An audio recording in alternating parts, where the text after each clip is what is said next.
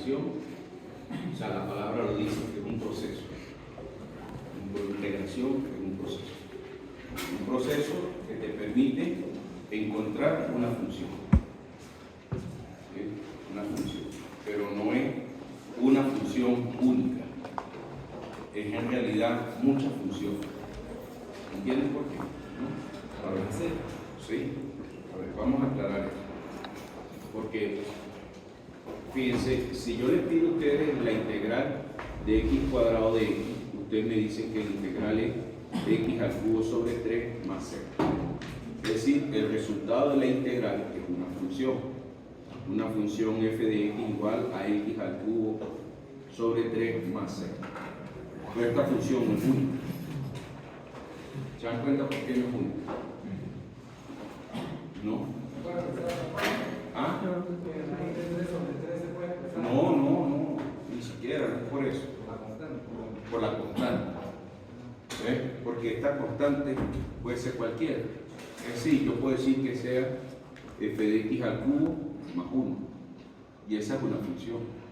Puedo decir que sea f de x igual a x al cubo sobre 3 más 2. Y esta es otra función. Puedo decir f de x igual a x al cubo sobre 3 menos 4. Y esto es otra función. ¿Cuántas funciones entonces tiene la solución de una integral? Infinito. Infinita. Entonces, cuando uno resuelve una integral, uno no calcula una función, uno calcula infinitas funciones. ¿Bien? Infinitas funciones que constituyen una familia de funciones. Todas esas familias de funciones difieren de un parámetro. ¿Ves que la diferencia es un parámetro? Desde el punto de vista algebraico, desde el punto de vista de la variable, no hay cambio, es exactamente lo mismo. Pero la diferencia entre una y la otra es una constante, es un parámetro. Por eso es que la solución de una integral, cuando se calcula una integral, por eso es que los libros dicen que la solución es una familia de funciones parametrizadas, o una familia parametrizada de funciones. La idea de que diga familia parametrizada es por este C. El parámetro lo hace el C. ¿Ves? Entonces, la solución de una integral es una familia parametrizada de funciones. Una familia parametrizada de funciones. Muchas, infinitas funciones. Entonces, la integración es el proceso que permite encontrar esa familia de funciones. Eso es lo que hace la integración. Cuando tú haces el proceso de integración, entonces tú consigues esa familia infinita de funciones. Eso es lo que hemos estudiado. Teóricamente es eso. Ya saben qué es lo que significa la constante C. Bien, la constante C es, por eso se llama constante de integración, porque es una constante que permite decir que la solución no es única. Yo podría omitir el C. Podría siempre omitir el C, no hay ningún problema. Pero si yo omito el C, entonces ¿qué estoy encontrando como solución? Una sola. Únicamente aquella solución en donde el parámetro vale 0. Más nada. Y esa es solución de la integral. ¿Sí? Satisface la condición de la integral. ¿Y cuál es la condición de la integral? Que cuando yo derive esto me da x cuadrado. Bien, ustedes se dan cuenta que si yo derivo cualquiera de estas, la derivada de cualquiera de estas me da x cuadrado. Y la razón es simple, la derivada de la constante siempre es 0. Bien. Entonces, eso es lo que hemos hecho hasta ahora. Ajá. Pero eso es integral, no, eso no es integral, eso es integración. Bueno, me queda claro, ya sé, eso es integración. Pero ¿qué es la integral? Bueno, la integral es otra cosa. Lo que voy a decir ahorita, espero que no me lo tergiversen, porque ustedes son buenísimos para cambiar la letra. O sea, yo digo A, que ustedes dicen B, C, D, E, F, G, profe, porque estamos en el abecedario, no, huevón, no significa eso. O sea, espero que no lo tergiversen. El problema con la integral es que la integral, su origen no su definición. Su origen, su definición es otra cosa. El problema con la integral es que su origen está atado al concepto de área. Su origen, su razón de ser, su existencia provienen del concepto de área. No es que la integral es el área. Claro, si yo escucho a alguien aquí decir que la integral es el área, te juro por mi madre, me voy para el coño y nos vemos la semana que viene. Porque no es así. ¿Ves? La integral no es el área. No tiene, o sea, ella tiene su génesis en el área, pero no es el área. Después que se descubre el concepto de integral, evoluciona y deja de ser el área, se convierte en otra cosa. Y ese es el concepto que yo quiero que ustedes tengan claro. Porque si a mí me preguntan ¿qué es la integral? Yo te digo así, fácilmente. La integral es el límite de una suma de rima. ¿Cómo? La integral es un límite. Pero no es un límite de una función cualquiera. No. Es el límite de una suma. Y no es una suma cualquiera. Es una suma de rima. ¿Y quién es Riemann? Un matemático que fue el que definió la suma. Que lleva su nombre, suma de Riemann. ¿Ves? Eso es. Ahora bien, ¿cuál fue el acercamiento, el primer acercamiento hacia lo que después nosotros empezamos a llamar integral? Bueno, Riemann, mejor dicho, no Riemann. Los matemáticos de la época de Riemann estaban muy interesados en calcular el área que tiene que encierra una función y un intervalo. Es decir, ellos se planteaban este problema. Tenían una función continua definida en un intervalo. A ver. Y ellos querían saber cuánto vale esta área. Ese era el problema. Ellos estaban interesados en saber cuánto vale esa área. Todos los matemáticos de la época de Riemann estaban, bueno, una buena parte, no todos, una buena parte, estaba interesado en resolver este problema. Porque este problema ayudaba, tenía beneficios en la economía. Tenía beneficios en la economía. Y como tenía impacto en la economía, yo no sé si la palabra será beneficio, pero sí por lo menos impactaba en la economía, no sé si positivo o negativamente, pero impactaba en el estudio de los fenómenos que estaban inherentes a la economía. Y tú te imaginas, o sea, la economía, o sea, eso no es otra cosa. El mundo gira en torno al mercado. Pues. Eso es así, desde que empezamos a darle valor a las cosas, todo gira en torno al mercado. Bien, al valor de cuánto vale esto. Bien, esa vaina de que yo te cambio esto por esto, esa mierda está en la mente enferma del chavismo, más nada. Pero la gente, lo que de verdad inteligentes, sabían que todo tiene un valor. Y ese valor, ¿cuál es el valor? ¿Cuál es el valor de eso? Que todo tiene un valor. Entonces, buena parte de eso era, por lo menos, determinar las ganancias, ¿no? O sea, ¿cuál es la ganancia que tiene una empresa si tiene una producción de este tipo? Parece mentira, pero todo eso está ligado a ese concepto, al concepto de algo. ¿Ves? Entonces, claro, como era una situación necesaria, urgente, matemáticos de esa época se dieron a la tarea de investigar eso. ¿Cómo es eso? ¿Cómo resolvemos ese problema? Y empezaron a pensar en cómo resolverlo.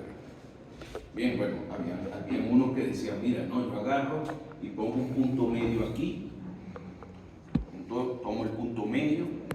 Entonces, si tomo el punto medio, trazo esta línea aquí y formo un rectángulo. Trazo esta otra línea aquí y formo otro rectángulo. Entonces, yo calculo el área de este rectángulo, calculo el área de este otro rectángulo, sumo estas dos áreas, uy, se parece mucho. ¿Verdad que se parece mucho? Estaría cometiendo un errorcito ahí. Bien, entonces tú dirías, bueno, pero es que esa curva se presta, ¿no? Pero si la curva fuera así, por ejemplo, vamos a poner una curva así que haga esto. ¿Ves? Vaya. No, pues pongo aquí. Bueno, aquí tengo un rectángulo. Sí. Y el otro, su madre, me salgo, ¿verdad? Mierda. Bueno, pero este se parecía a este. ¿Ves? Entonces, coño, por ahí vamos emparejando la vaina. ¿Ves? Entonces, esos modelos así, basados en la intuición, en la idea de sumar áreas de rectángulo, fue lo que empezó a buscar a mucha gente. Porque ella decía, mira, si quieren no agarremos el punto medio, agarremos el punto medio de este también y de este también. Entonces agarro el punto medio de estos dos y de estos dos. Y ahora tengo más rectángulos. Tengo este, tengo este rectángulo, y tengo este otro rectángulo. ¿Ves? Mira. Ya, esta está más cerca, ¿verdad que sí? ¿Ves que está más cerca? Entonces tú dices, bueno, pero si la idea de puntos medios funciona, sigamos agarrando puntos medios. Y así fue como Riemann empezó a construir algo bien interesante. ¿Okay? Empezó a darse cuenta que se agarraba la longitud del intervalo y la dividía toda la longitud del intervalo en subintervalos exactamente de la misma medida, exactamente de la misma longitud, encontraba algo bien interesante. Bien, podía diseñar, podía establecer un método muy fácil de determinar la suma de las áreas de cada uno. Bien, porque él decía, bueno, si todos tienen la misma longitud, exactamente todos tienen la misma longitud,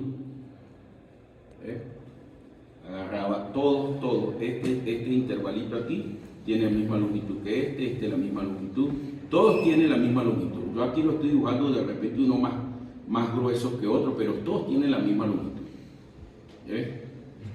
Si yo tengo eso, ese Riemann, yo puedo encontrar, mientras más, ¿verdad? Mientras más divisiones yo haga, más me acerco al valor, ¿verdad? Mientras más divisiones yo haga, yo me voy acercando cada vez más y más y más. ¿Ves? Mientras más divisiones yo haga de este asunto. ¿Ves? Bien. Entonces él decía, bueno, si agregamos más y más y más, yo me voy a acercar a ese valor. Entonces él viene y plantea una suma bien interesante que lleva su nombre. ¿Cuál es la suma? La suma de áreas de muchos rectángulos. ¿Bien? De muchos rectángulos. ¿Cuántos rectángulos hay aquí? No sé. N cantidad de rectángulos. ¿Y cuánto vale ese N? Bueno, Riemann decía, bueno, no importa, vamos a decir que N vale 100. Entonces sumo 100 rectángulos. Bien, te podrás imaginar, ¿no? En el tiempo de Riemann, decir vamos a sumar el área de 100 rectangulitos, mata a su madre, ¿no? O sea, porque esa mierda era mala. Pero sin embargo había gente que lo hacía. Había gente que era muy buena sacando cuentas para ese tiempo. Bueno, no sé, me imagino que se dedicaban a eso. Bien, entonces sacan cuentas muy rápidamente. Pero claro, de repente un N 100 subintervalos aquí, de repente puede ser mucho. A lo mejor 50 y puede servir. A lo mejor 30 y puede servir. Pero lo cierto es que con la fórmula, como Riemann encontró eso, no llegaba a un área exacta, llegaba a una aproximación, porque siempre le quedaban huequitos. Estos huequitos siempre le quedaban, estos espacios siempre le quedaban. Claro, mientras más grande, mientras más grande,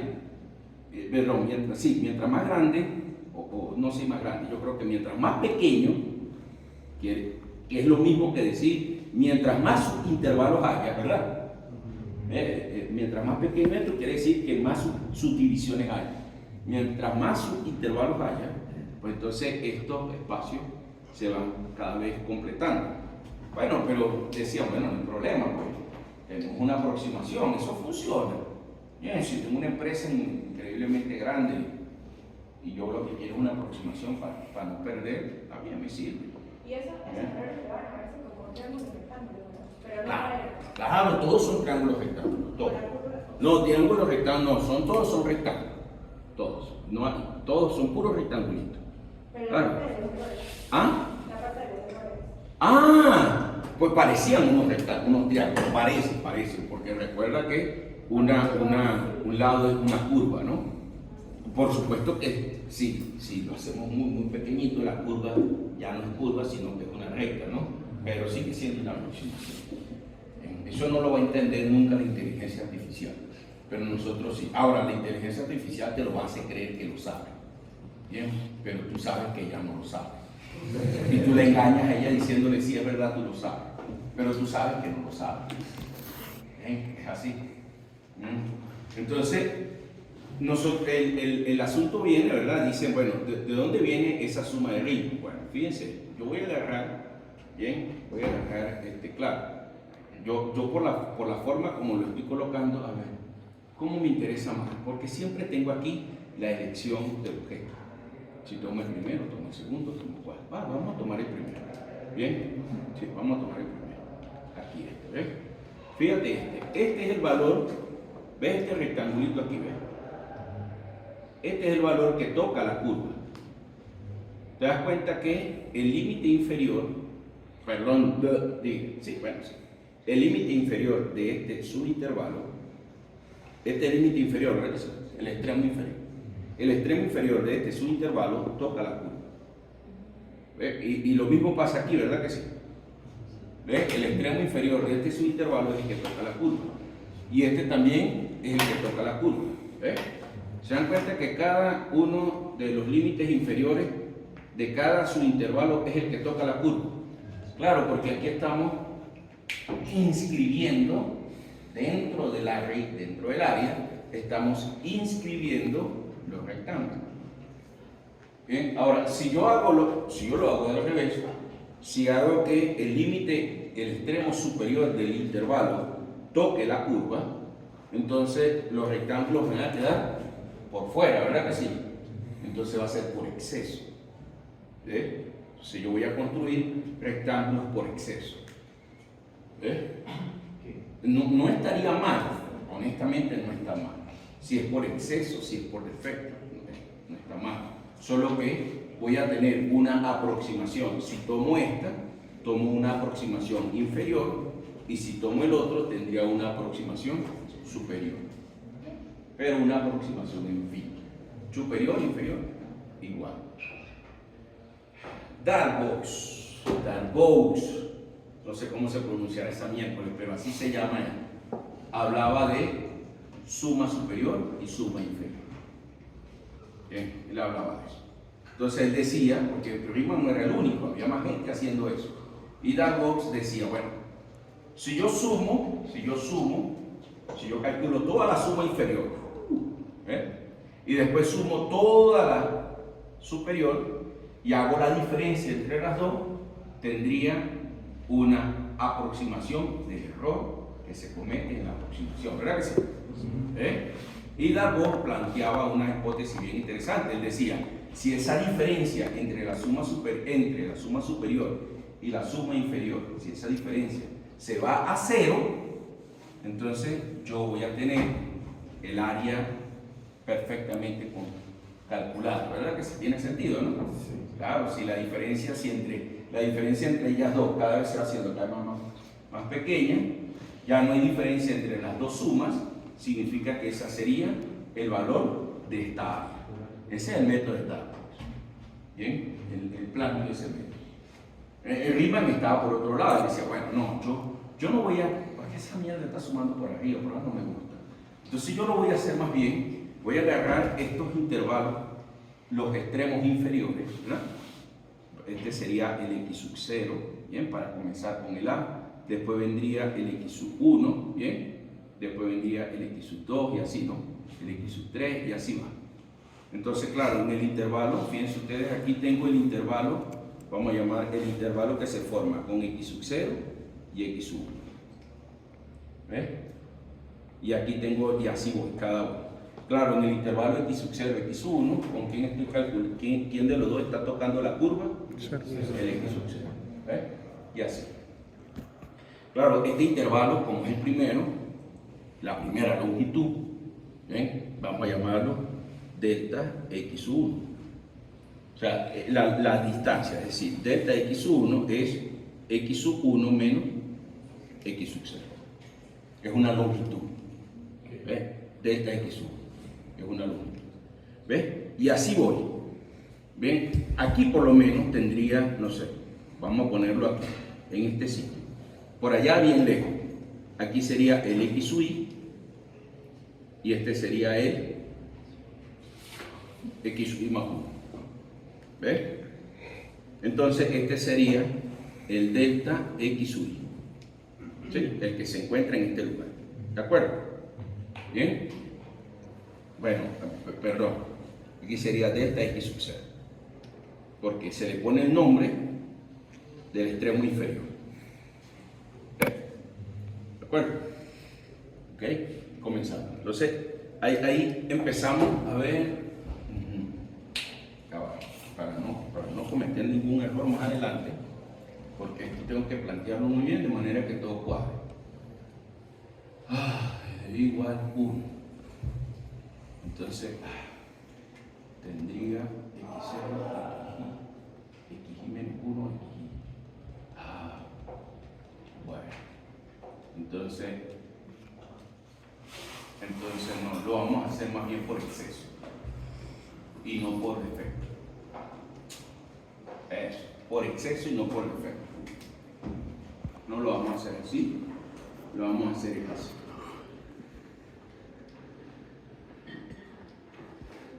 No por exceso, sino por defecto. No por defecto, sino por exceso, perdón. ¿Bien? Para que la suma de Riemann quede más bonita. Esto sería lo que me está sobrando.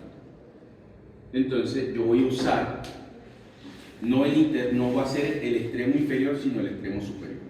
¿De acuerdo? Voy a usar eso para que me coincida con el nombre del intervalo. Entonces usted dirá, profe, pero entonces no, este es x sub i menos 1, este es x sub i. Entonces este es el que va a tocar a la curva. ¿Ves? El extremo inferior, el extremo superior. Y entonces este que está aquí es el intervalo, es delta x sub i. Esta distancia es delta x sub i. ¿Captado entonces? Es decir, que delta x sub i es x sub i menos x sub i menos 1. Eso, esa longitud. Pero, bien, Riemann hizo esto tan bonito, pues no se complicó. Él dijo, todos van a tener la misma longitud. Todos. O sea, delta x sub 1 va a ser igual a delta x sub 2, va a ser igual a delta x sub 3, delta x sub 4. Todos van a tener la misma longitud. Todos. Para no complicar, todos van a tener la misma longitud. Bien. ¿Y cómo hizo él para tener que todo tenga la misma longitud? Pues muy fácil, saco el promedio. ¿Cómo sacamos el promedio?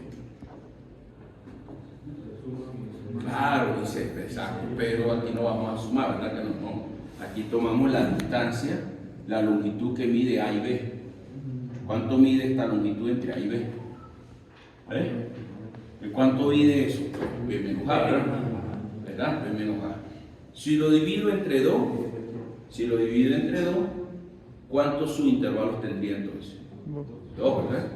Y cada uno tiene la misma longitud, ¿verdad que sí? ¿Qué longitud tendría el primero? B menos A entre 2 y el otro sería B menos A entre 2. Si lo divido entre 3, cada uno va a tener la misma longitud. ¿Y qué longitud va a tener cada uno? Más, y uno B menos A entre 3, el otro B menos A entre 3, ¿verdad? Y el otro B menos A entre 3, ¿verdad que sí? ¿Bien? Entonces, bueno, Riemann dijo, bueno, vamos a dividirlo en n subintervalos. Si lo dividimos en n subintervalos, entonces, ¿qué longitud va a tener delta x sub 1? B menos A entre n. Y eso va a ser lo mismo con delta x sub 2, ¿verdad que sí? Delta x sub 3, delta x sub 4, Entonces, en general, todos los delta x sub i son iguales para todo i desde 1 hasta n.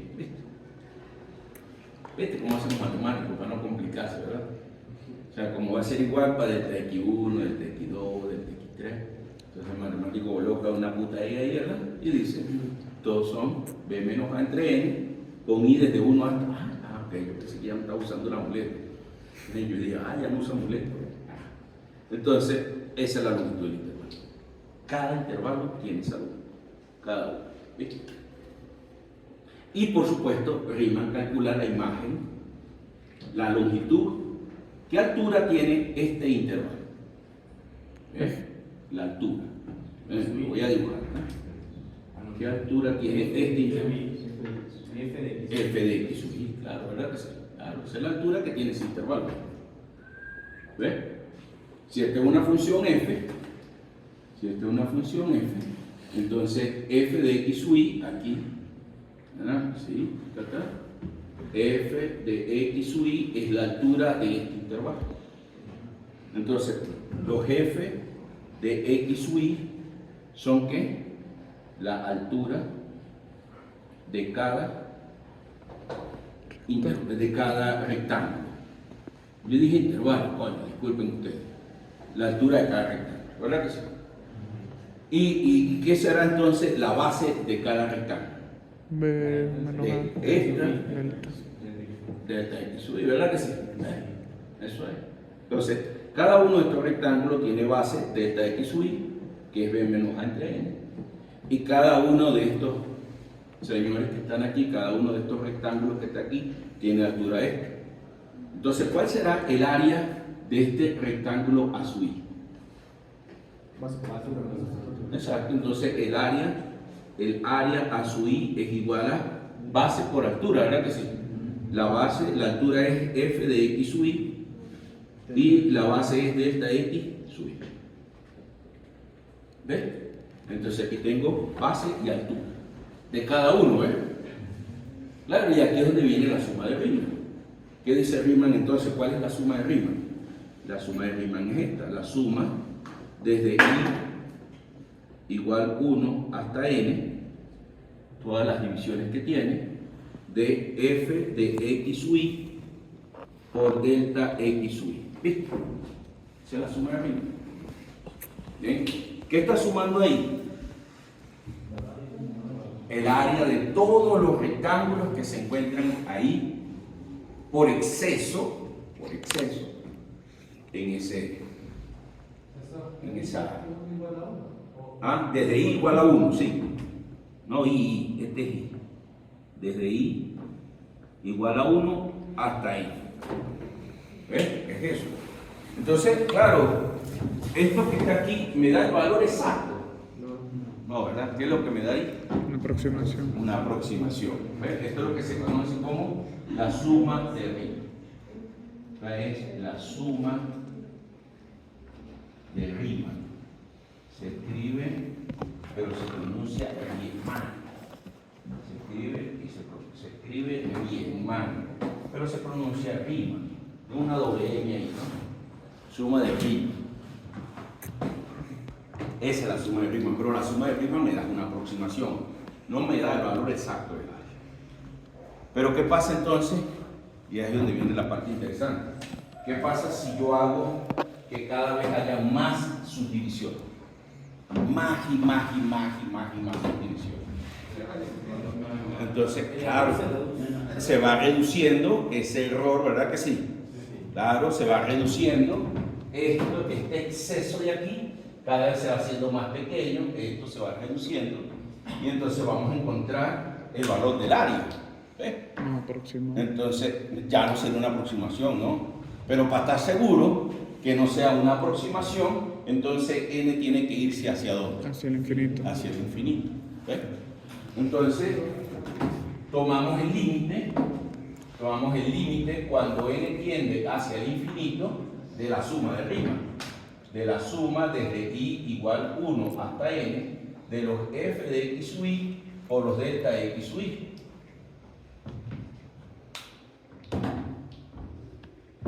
Y esa es la integral. La integral es el límite de una suma de Riemann. Con el tiempo, esta suma se estiró al punto que se convirtió en una S. y termino siendo E.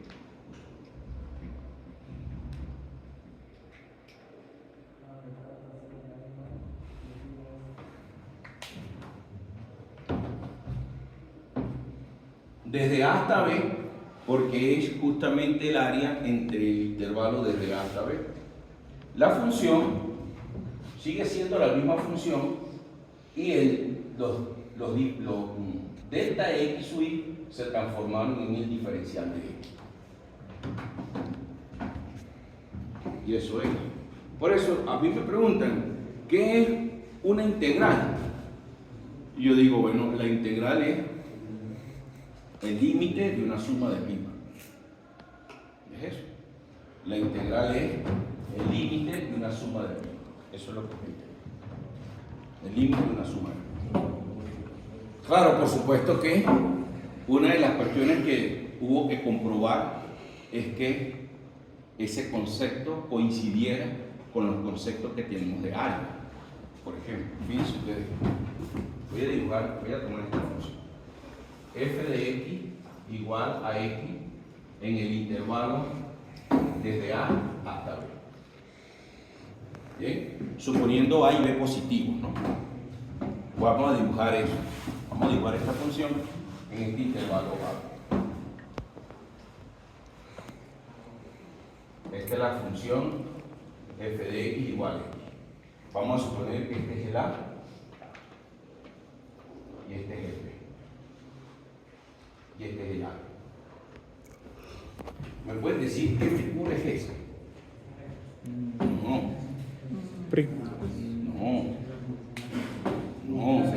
Un trapecio. Ustedes esa geometría, ustedes básica, la gran puta, esa mierda, ¿no? O sea, está espantosa, muchachos. O sea, es un trapecio, claro. ¿Y cuál es el área de un trapecio? ¿Qué sabemos del área de un trapecio? El área de un trapecio es igual a base 1, y les pregunto, más base 2, por altura entre 2, porque si no veían que era un trapecio, el área menos la saben, o sea. Ajá, pero ¿quién es la base 1 en este trapecio? Esta longitud. ¿Quién es la base 2 en este trapecio? Esta longitud. ¿Y quién es la altura? Esta longitud. Bien, claro, es eso, ¿no? Entonces, la base 1, ¿cuánto vale la base 1 entonces? F de A. Y f de A, como es la misma función, es A. Más B. Por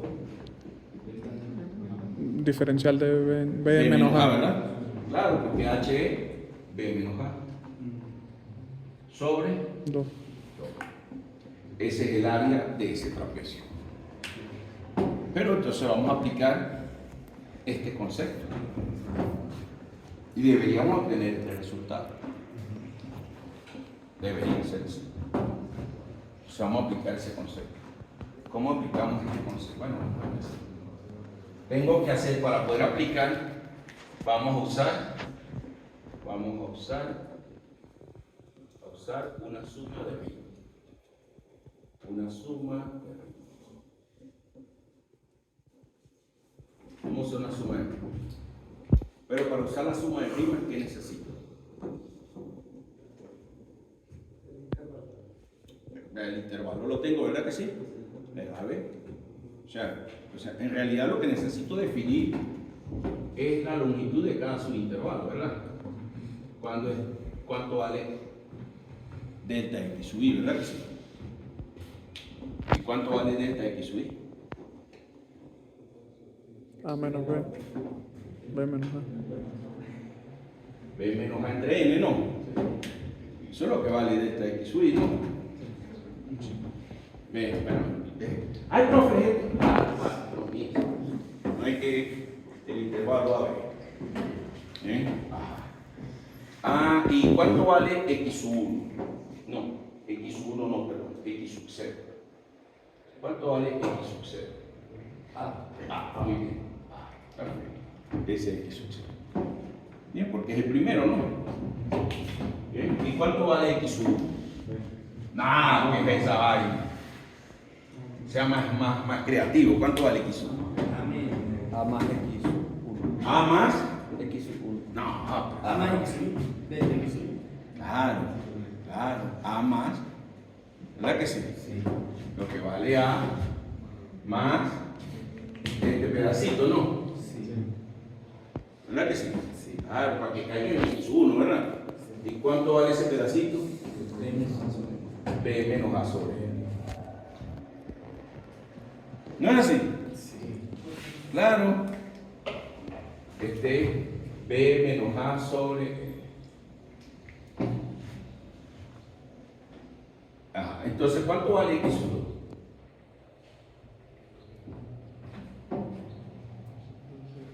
X1 más B menos A sobre N. Eso, obviamente, ¿verdad? X1 más B menos A sobre E. Pero si yo reemplazo esto aquí, ¿verdad? Porque este es X1, ¿no? Entonces, ¿qué me queda?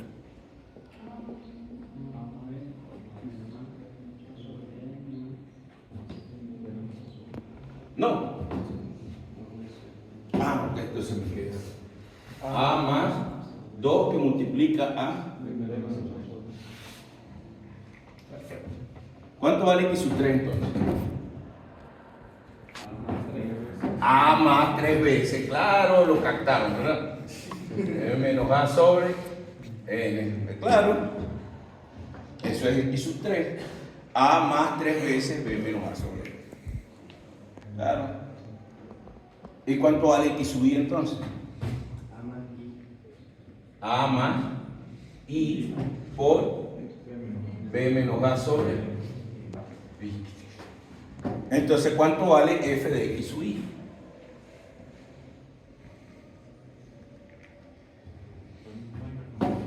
¿Cuánto? ¿Ah?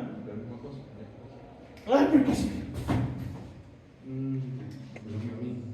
¿Por eso? Entonces, no, yo por si acaso. Porque si yo coloco eso, entonces más de uno a la mierda. Profe, ¿por qué queda igual? ¿Por qué? Porque usted dice que es igual. Como que yo tengo mierda, ¿qué tal? Es la función, ¿no? F de X igual a X. Entonces F de X sub I es X sub I. Y X sub I es A más I por B menos A sobre N. Listo. Entonces, ¿cómo queda la suma de Riemann? La suma de Riemann queda desde I igual 1 hasta N de qué? Vamos a poner F de X sub I por delta X sub I. Pero esto es lo mismo que la suma desde I igual 1 hasta N de qué? A más I por B menos A sobre N por ¿cuánto? B menos A sobre N. B menos A sobre N. Oh, bueno. Esa es la suma de Riemann, ¿no? Podríamos multiplicar eso. No sé si eso me lleve a algún lado, a lo mejor sí me sirve, quién sabe, no lo sé. Bien. Vamos a multiplicar eso. A lo mejor eso sirva. La verdad es que no lo sé. Estoy aquí inventando. Entonces me queda la suma desde I igual 1 hasta N. ¿Y qué me queda entonces? A que multiplica a B menos A sobre N. No. Más I que multiplica a B menos A. No, B menos A sobre N todo al cuadrado. Bien. Y ahora, profe, bueno, no sé. Pero esta es la suma de Riemann. ¿Qué le vamos a hacer? No tiene la culpa, ¿verdad que no?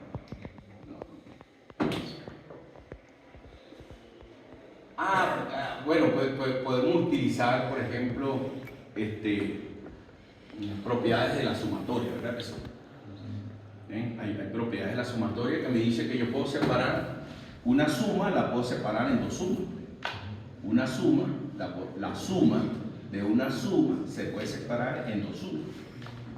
¿Sí? Lógicamente, ¿no? O sea, que yo puedo separar esto como la suma desde I igual 1 hasta N de A por B menos A sobre N más I No, la suma desde i igual 1 hasta n de i por b menos a sobre n elevado al cuadrado. Eso lo puedo hacer.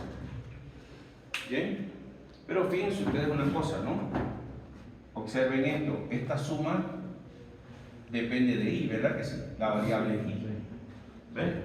¿Verdad que la variable es i? Esto es una constante porque no depende de i. Entonces la podemos sacar, ¿verdad? Entonces, ¿qué me queda? La suma. A ver, para explicar esto mejor así. Vamos a suponer que yo estoy sumando desde i igual 1 hasta 50, por ejemplo. Desde i igual 1 hasta 50 del número 3. De repente ustedes, no, profe, 50 es muy arrecho, profe, más fácil, 10. Ok. Desde i igual 1 hasta 3. Desde i igual 1 hasta 10, perdón, de 3. ¿Qué es lo que estoy sumando aquí? Estoy sumando 3 más 3 más 3 más 3 más 3. ¿Cuántas veces? 10 veces. 10 veces. Pero entonces es lo mismo que decir, saco 3 y me queda la suma, digo, 3 por 10. Perdón. ¿Qué? 30. ¿De acuerdo? Esa es una propiedad. Epa, ya va, yo dije que era 3 más 3 más 3. No, perdón. No. ¿Qué me pasa? Porque 3 no depende de i. No voy a repetir 3 más 3 más 3 más 3. Como loco. ¿No? En realidad lo que estoy haciendo es que tengo una constante que hay desde igual 1. Que desde 1 hasta 10 se mantiene constante en un intervalo de 10 unidades. Entonces eso es lo mismo que decir 3 por las 10 unidades. 3 por 10, 3. Esto es una propiedad en la suma, que dice lo siguiente. Si yo tengo una suma desde igual 1 hasta n de una constante k, esto es k por n. Es decir, estos dos se multiplican. Y esa es la que voy a aplicar aquí. ¿Ven? Entonces aquí me va a quedar, me queda a por b menos a, perdón. B menos a entre n que se multiplica por n. La n se va más, y aquí voy a sacar este, ¿no? Me queda entonces b menos a sobre n al cuadrado por la suma desde i igual 1 hasta n de i. Vaya. Ay, Dios mío, ¿cómo sumo eso? Eso es 1 más 2 más 3 más 4 más 5 más 6 más 7 más 8 más 9 más 10. ¿Hasta llegar a dónde? A n. Más n, todo eso. ¿Cómo sumamos eso?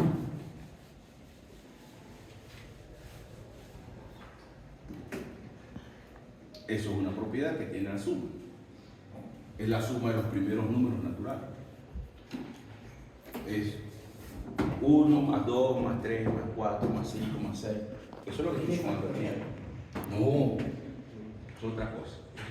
1 más 2 más 3 más 4 más 5 y así hasta n. Esta es la suma de los primeros números naturales. Eso tiene una fórmula. ¿Saben cuál es la fórmula? No. No.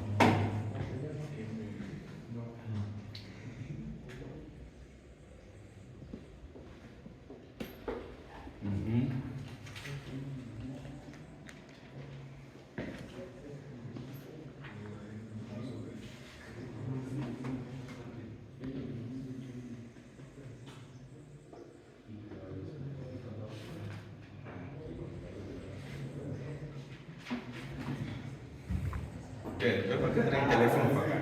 Para puro tomarme fotos. Busquen ahí en internet, coloquen suma de los primeros números naturales. No tiene.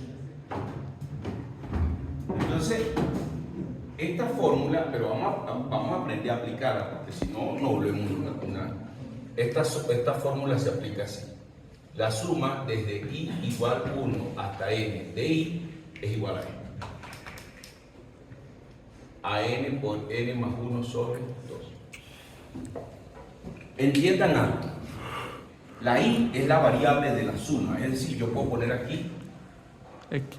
K y sigue siendo lo mismo. ¿Está claro? Yo puedo poner aquí I y aquí I. Entonces aquí coloco K. Entonces, ¿cómo sería aquí? K por K más 1 sobre 2. ¿Está claro entonces? Sí. Perfecto. Entonces aquí me quedaría con, está quedando A que multiplica a B menos A más B menos A al cuadrado entre N por, ¿cuánto me queda aquí entonces? Ah, verdad, todo al cuadrado, se me olvidaba. Y aquí me queda entonces ¿qué? N por N más 1 sobre 2. ¿De acuerdo? ¿Sí? Bien, perfecto. Bueno, ¿qué me falta? Ya tengo la suma de rimas, ¿no? ¿Verdad que ya la calculé? ¿Sí? Ahora, ¿qué voy a hacer con la suma de rimas? Aplico el límite cuando n tiende a infinito, ¿no? Entonces voy a calcular con este límite. Límite cuando n tiende a infinito de A que multiplica a B menos A más, bueno, esto ustedes lo acomodan, B menos A, vamos a ver qué tan buenos son ustedes calculando límite, N por N más 1 sobre 2. Calculen ese límite, ya ven. Y no se dieron cuenta, pienso yo, no sé, que se dieron cuenta que esto era A